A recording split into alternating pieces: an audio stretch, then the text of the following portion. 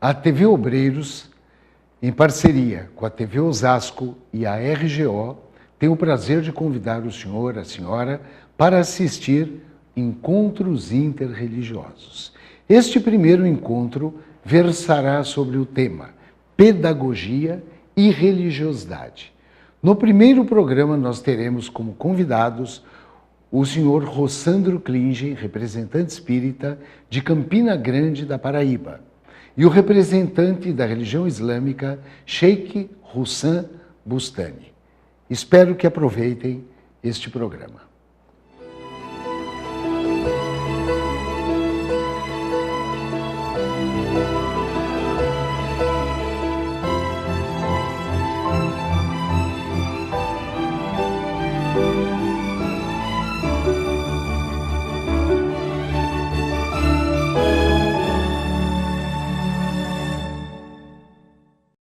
Mais uma vez, o 15º workshop dessa casa bendita.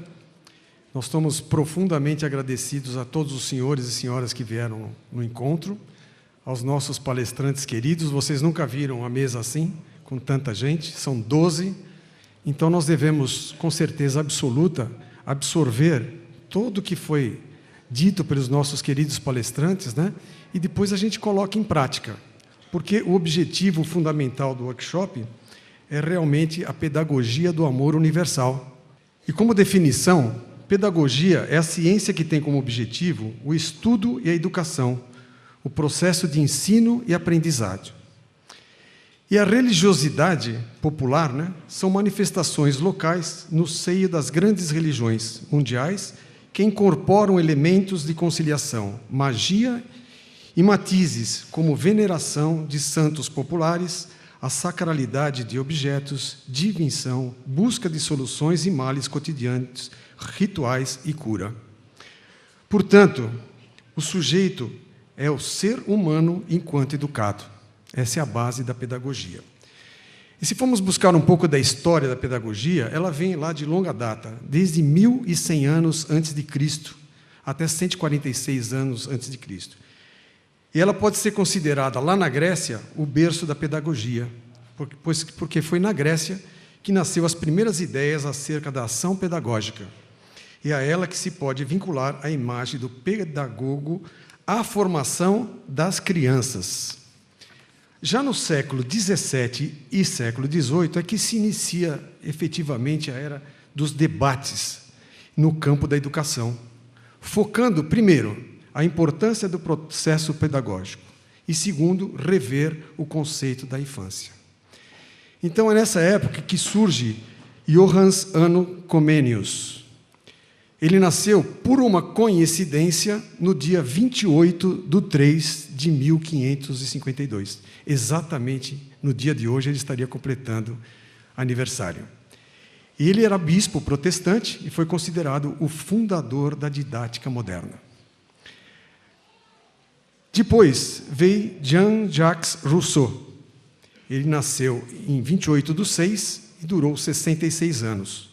Ele foi um dos principais filósofos do ilusionismo e um precursor do romantismo nessa época. Mas já no final do século XIX para o século XX, os debates sobre educação, e baseado em novas pesquisas no campo da psicologia, levaram um grande número de profissionais de diversas áreas a desenvolver reflexões, pesquisas e experiências pedagógicas envolvendo métodos de ensino. Surge, então, a Escola Nova e a Pedagogia de Waldorf. No século XX, a pedagogia vai se institucionalizar, como no campo do conhecimento científico e profissional. Desde então, os cursos superiores nas universidades foram implantados. Aí sim, foi então que aparece Paulo Régulos Neves Freire, conhecido como Paulo Freire. Ele nasceu em fevereiro e morreu em 97, com 76 anos de idade. Ele era educador, pedagogista e filósofo brasileiro. É o patrono da educação brasileira. Paulo Freire é considerado um dos pensadores mais notáveis da história da pedagogia mundial, tendo influenciado o movimento chamado pedagogia crítica. Foi o brasileiro mais homenageado da história, Ganhou 41 títulos de doutor honoris causa da Universidade de Harvard, Cambridge e Oxford. Atualmente, a pedagogia tem como objetivo principal a melhoria no processo de aprendizagem dos indivíduos, através da reflexão, sistematização e produção de conhecimentos. E hoje se discute muito na pedagogia como é que os educadores trabalham as representações e as manifestações entre a pedagogia e a religiosidade. E a religiosidade dos alunos, como ficam? E a religião, como matéria de conhecimento, envolve relações intersubjetivas? Na prática, a pedagogia escolar, existe diferença no fator de religiosidade? E existe problemática ético-política em uma escola excluente, como a gente sabe que existe? Portanto, o workshop, o 15º workshop da Obreiros do Amor e Misericórdia, vai analisar a representação e a manifestação da religiosidade nas escolas através dos nossos palestrantes. A prática educativa, quando os educandos expressam a sua religiosidade, e como os docentes trabalham pedagogicamente essas representações e manifestações religiosas. A compreensão da diferença religiosa, suas dimensões históricas, culturais e políticas. Portanto, dessa forma, construção de uma educação crítica e dialógica, uma relação de respeito entre a diversidade cultural e as ações solidárias e fraternas entre os atores, educadores, jovens, adultos e idosos, buscando, enfim, o homem de bem, o homem integral. Essa é a base do nosso workshop de hoje. E sem mais delongas, vamos iniciar. Nós fizemos um sorteio lá em cima, né? E por ordem, o Rossandro, o representante da religião espírita, né, da doutrina espírita, será o primeiro a abrir o nosso workshop. Por favor. Boa tarde a todos. É um prazer enorme estar aqui com vocês mais uma vez para discutir essa temática. Como vocês viram, a gente vai ter 10 minutos para falar dessas coisas todas. Mas, obviamente, a mesa vai contemplar esses itens ao longo de nossas falas. Eu queria me concentrar em algumas coisas. Como eu falo muito para educadores em todo o Brasil e fora, sempre me chama a atenção quando os educadores me dizem que, costumeiramente, os pais dizem que querem que eles colaborem com a educação moral dos filhos. E quando eles fazem isso, os pais vão à escola para brigar com o professor por ter dado um limite que o pai e a mãe não deu. Eles entram em desespero por causa disso. E eu digo, só tem uma coisa que consola um professor quando ele quer dar um limite a um filho de alguém que o pai e a mãe não aceita. Os professores me perguntam, o que, pelo amor de Deus? Pensar assim, graças a Deus que esse filho é dele, não meu. Só que nós vivemos numa coletividade. E esse filho dele pode provocar mal ao meu, se eu imaginar que a educação é algo para alguns. Nós sabemos que hoje nós estamos discutindo a espiritualidade na educação, mas às vezes nós temos que discutir a espiritualidade na educação dentro das instituições religiosas. Porque o que eu tenho percebido é que as religiões trouxeram a pedagogia para o sistema religioso, reproduzindo o acúmulo de conhecimento. Falando particularmente do movimento espírita, é comum notar que a evangelização infantil espírita, juvenil e infantil, em muitas instituições se tornou uma intelectualização da infância. Você tem uma criança que é capaz de entender que há a pluralidade dos mundos habitados, mas não tem competência emocional de viver com a pluralidade dos colegas na sala de aula. E quando nós entendemos uma pedagogia que transcende, que não se limita apenas ao cognitivo, que é importante, não pode ser negado, porque nós somos o resultado de todo esse avanço cognitivo, do conhecimento que nos proporcionou estarmos aqui, mas ele já se mostra como, não como esgotado, porque o conhecimento vai continuar ainda crescendo, mas como não uma única resposta que se imaginou que a ciência daria a toda a humanidade. Na década de 70, muitos cientistas reunidos disseram, no final do ano 2000, com o avanço da ciência, teremos respondido às grandes questões da humanidade e os templos religiosos estarão vazios porque as pessoas não precisarão mais de Deus. É o que a gente chama de colegas de universidade de PhDeuses. A diferença entre um PhDeus e Deus é que ele tem currículo Lattes. E num congresso que eu estava falando para professores universitários, falando de espiritualidade na educação, um disse, eu não sei por que você está citando esse tal de Deus, ele tem algum artigo científico publicado em revista Qualizar? Eu disse, ele só tem um artigo científico publicado. e você está citado nele amorosamente. Ele diz, qual é? O universo. A ideia de que nós podemos entender a espiritualidade não como algo que afasta, mas algo que aproxima, e perceber que quando vamos para a escola, nós temos muito mais, a preço de hoje, sectarismo, nós temos muito mais cada professor defendendo o seu quinhão de expressão de fé e atacando os demais, do que uma proposta de pedagogia inclusiva na percepção de entender o outro como alguém digno de respeito, de reverência e de amor. É nesse sentido que aí estamos longe, mas já começamos a caminhar, de perceber que a escola pode ser um locus privilegiado, onde o repertório do conhecimento da espiritualidade espargido em todos os campos do planeta, em cada cultura, em cada momento histórico, atendendo a uma necessidade daquele povo, mas que tem um traço comum com um desejo universal de paz, de fraternidade, de amor, pode sim a educação religiosa representar um salto no sentido do encontro, porque a preço de hoje ela ainda provoca muito desencontro. Na Paraíba, existe na capital, a Universidade Federal, existe um mestrado de Ciências da Religião. E eu fazendo uma palestra lá, junto com a secretária nacional de Direitos da Religiosidade e Diversidade, ela me contou a história de um professor, lá em João Pessoa, de física, que descobriu que um aluno era filho de um pai de santo. E o que ele fez? Ele conversou com um professor de religião e fizeram a cabeça de todos os alunos para que ninguém sentasse perto do menino. E ele ficou isolado na sala de aula porque as cadeiras ao redor ficavam vazias e ele desenvolveu um tipo de autismo, de exclusão total e negação do outro. Quando nós percebemos um momento como esse, percebemos o quanto estamos distante do que nós precisamos buscar como contato do encontro com o outro.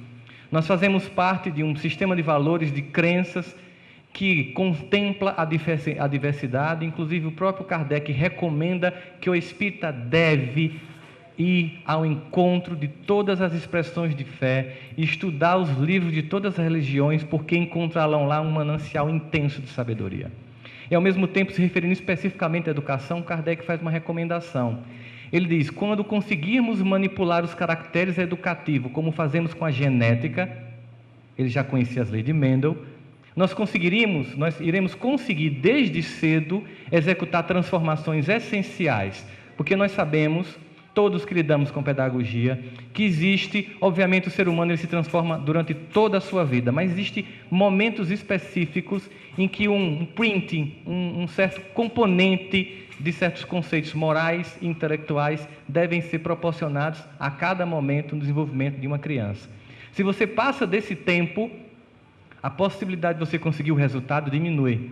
Então, quanto mais cedo nós trabalharmos a integração da religiosidade de uma forma transcendente, do encontro com o outro na sua diferença, não para tolerar a religião do outro. Porque essa palavra ela está estranha, porque a gente tolera o que a gente não pode fazer nada ou não gosta e tem que tolerar. Mas para reverenciar e encontrar o sagrado que se encontra em todos os irmãos que, não importa por que nome, chame a experiência de espiritualidade e de divindade, mas buscam o mesmo Deus. Nesse sentido, a educação vivenciada como uma perspectiva de busca do encontro é algo que dificilmente nós vamos ver num primeiro momento, mas nós sabemos que, utilizando aqui uma frase de Lulu Santos, assim caminha a humanidade com passo de formiga e sem vontade. Mas apesar disso, existe uma lei que opera, que é a lei do progresso, em que em algum momento, quando nós nos omitimos, quando nós insistimos no equívoco, o universo conspira para grandes transformações.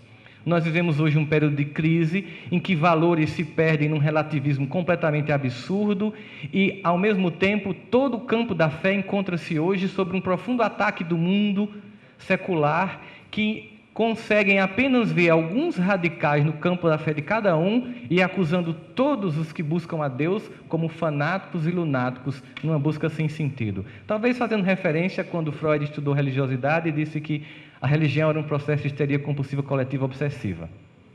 E olha que ele não viu TV brasileira de madrugada, senão ele concluiria que era isso mesmo. Mas acontece que essa busca do encontro do outro, para que nós possamos construir a ponto de um saber que vai transformar o ser humano, é algo essencial. E a educação, sim, pode proporcionar isso. No momento em que Paulo Freire consegue entender, não o aluno como uma tábua rasa, mas alguém que traz um saber que precisa primeiro ser entendido, extraído e compartilhado, ele cria, sim, de fato, uma pedagogia transformadora, que hoje é aplicada em vários países e menos no país dele, para parte da ironia histórica do nosso país. Carentes de educação nós estamos, porque no momento em que a desesperança campeia os brasileiros, numa sensação de que mais uma vez tudo vai dar errado, apontamos para os culpados que estão na mídia e esquecemos dos dedos que apontam para uma população de 200 milhões de pessoas que precisam também se educar, se transformar, para não ficar apontando a sombra dos outros, mas para se responsabilizar sobre o seu tempo histórico, agir também em prol de um país, de uma humanidade em que todos possam vencer. Enquanto nós estivermos achando que apenas os nossos, ou os que pensam como nós, ou os que chamam Deus, ou Jeová, ou Alá, ou Brahma, não importa, é que são dignos de respeito, da tolerância, nós continuaremos num mundo de divergência, de intolerância e de revolta. Mas existe de qualquer forma um Deus amoroso e paciente que espera e opera em nossas vidas, nos conclamando para um momento como esse. Esse é um momento profundamente crítico da humanidade em todos os campos da filosofia, da antropologia e das espiritualidades. Há uma sensação de profundas transformações. Mas nesse momento de transformações, e a educação e a espiritualidade fazem parte desse processo, nós temos que chamar a atenção para a questão da omissão, que é o que eu queria terminar a minha fala com isso, me referindo a um momento histórico antes da Segunda Guerra, quando Winston Churchill percebeu o avanço dos alemães e a indiferença de algumas nações, entre elas a França e os Estados Unidos. As pessoas achavam que nada ia acontecer. Ele disse: a era da procrastinação, das meias medidas, dos expedientes que camuflam e confundem, dos adiamentos, está chegando ao fim. Estamos, em seu lugar, chegando a um período de consequências. No momento em que nós nos encontramos, na curva da história humana e da cultura particularmente brasileira, olhar na TV, reclamar de tudo que acontece e apenas curtir ou clicar alguma revolução de rua, não vai fazer com que a gente se transforme. A espiritualidade pautada na educação entende o ser humano como um ser histórico, que participa e pauta as transformações de um povo e de uma cultura, e não espera de Deus uma tarefa que é humana, de transformar a sua própria gente, o seu próprio povo e sua própria história. Muito obrigado.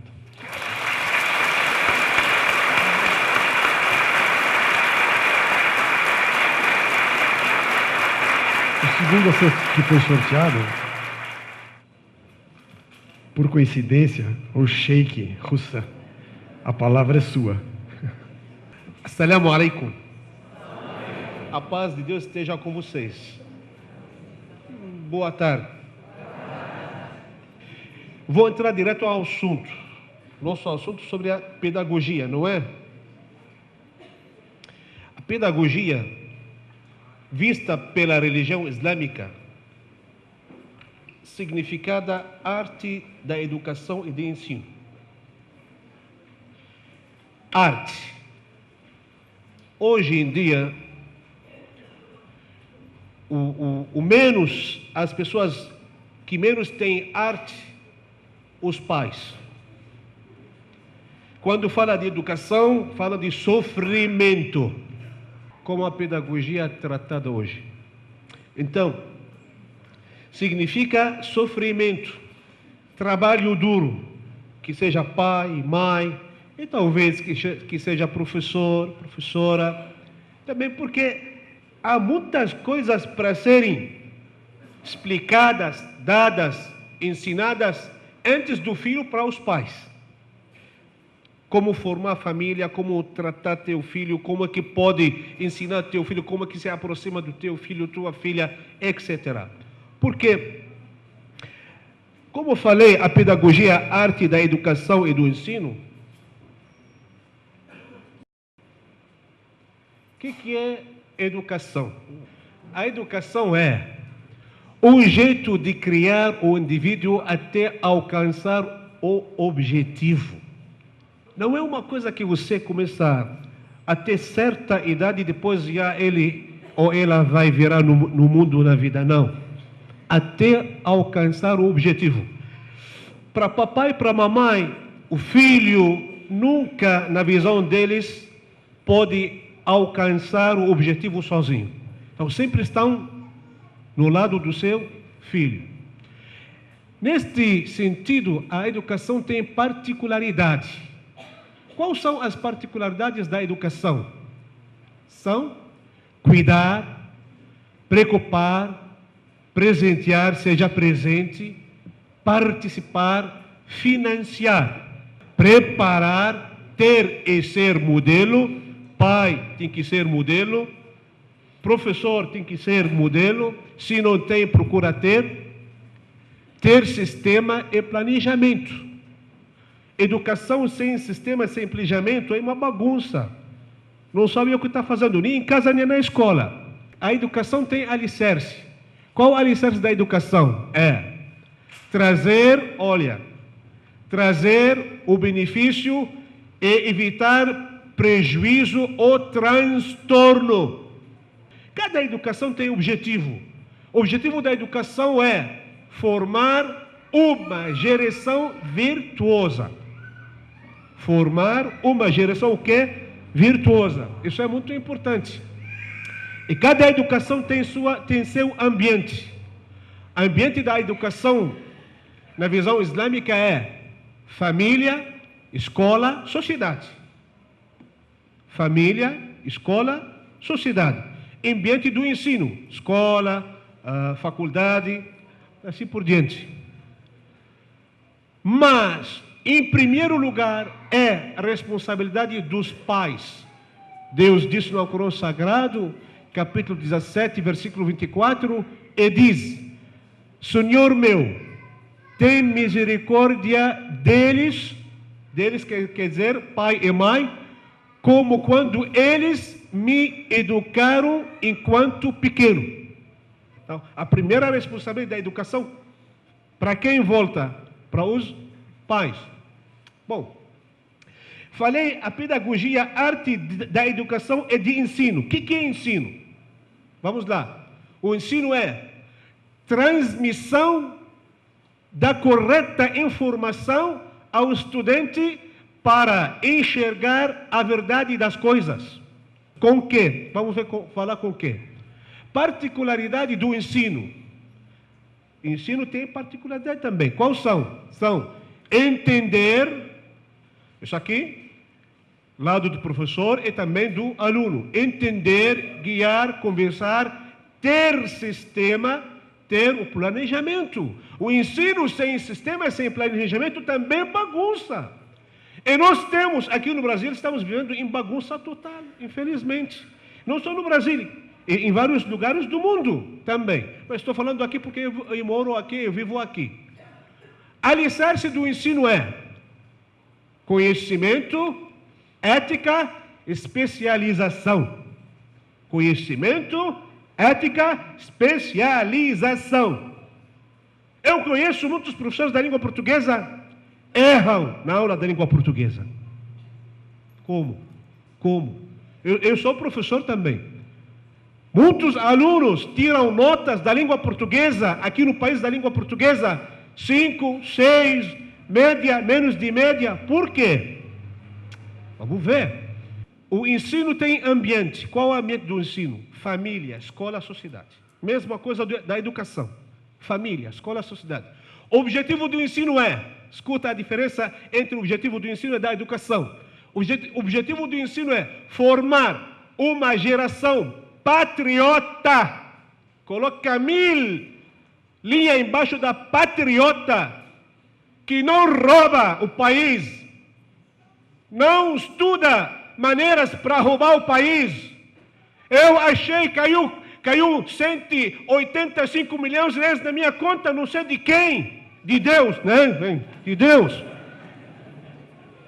Formar uma geração patriota que carregue a bandeira do país, não é bandeira do partido, bandeira do país. Pode bater a palma se vocês querem.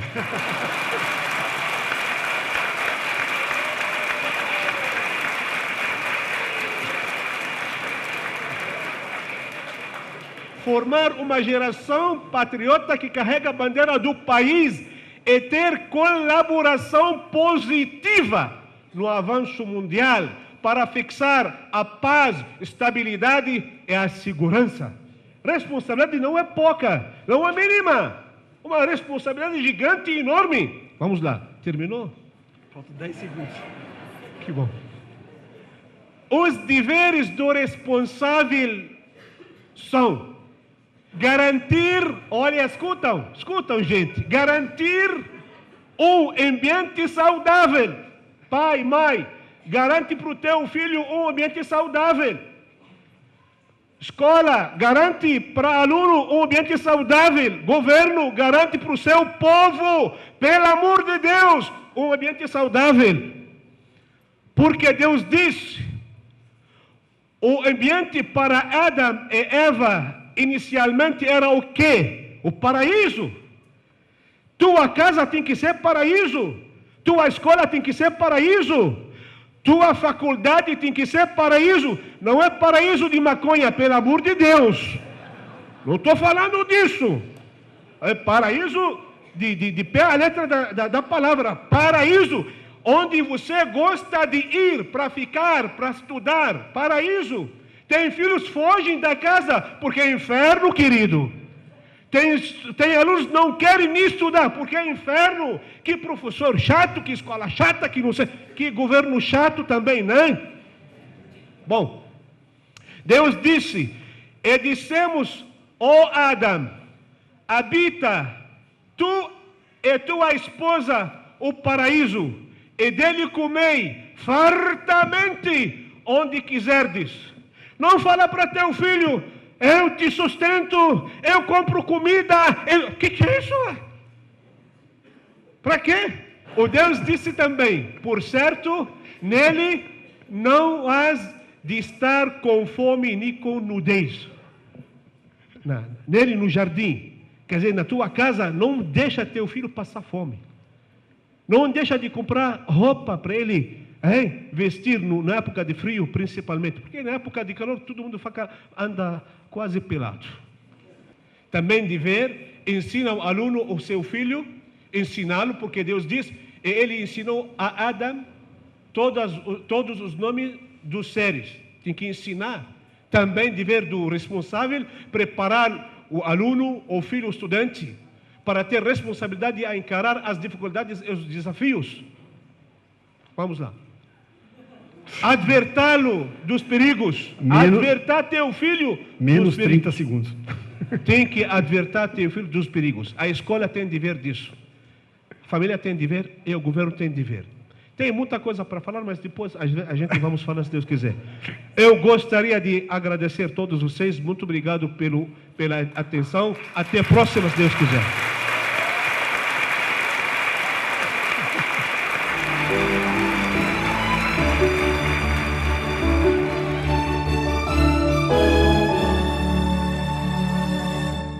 Como é? Gostaram? Pedagogia e Religiosidade, um programa da TV Obreiros em parceria com a TV Osasco e a RGO.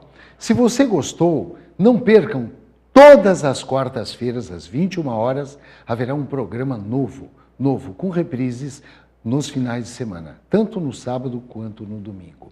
Participem sempre, procurem se atualizar pelo www.tvosasco.com.br ou www.obreirosdoamoremisericórdia.com.br. Muito obrigado pela audiência.